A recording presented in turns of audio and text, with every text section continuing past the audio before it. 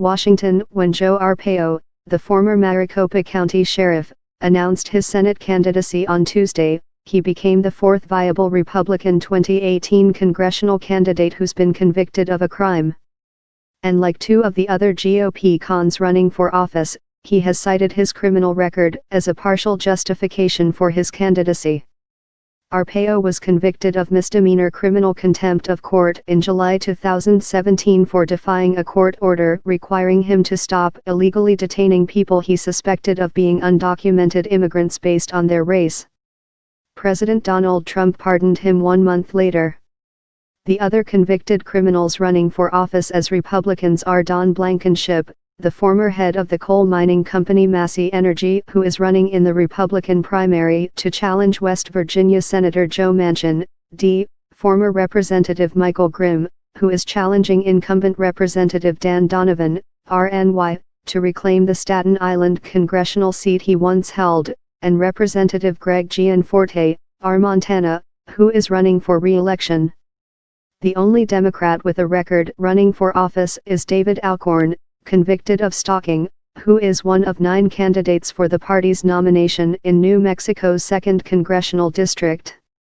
The Democratic Congressional Committee would not support Alcorn, saying he is not fit to run for office. 3 of these men, Arpaio, Blankenship, and Grimm, have suggested that their convictions show they were persecuted by the Obama administration for their political beliefs. The actual evidence suggests otherwise. And although former Alabama Supreme Court Chief Justice Roy Moore was never convicted or charged with any crime, his political star rose after he was kicked out of his judicial seat twice. He was first removed from office in 2003 for refusing to comply with an order to remove a monument to the 10 Commandments from state courthouse property. Then in 2016 he was kicked off of the state court for refusing to acknowledge the Supreme Court's ruling legalizing gay marriage.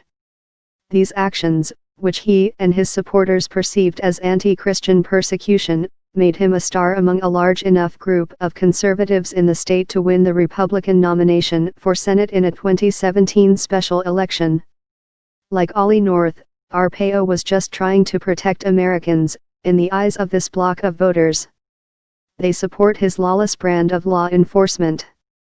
Like Roy Moore, Arpaio's crime was being politically incorrect. The crime and the conviction fit his brand.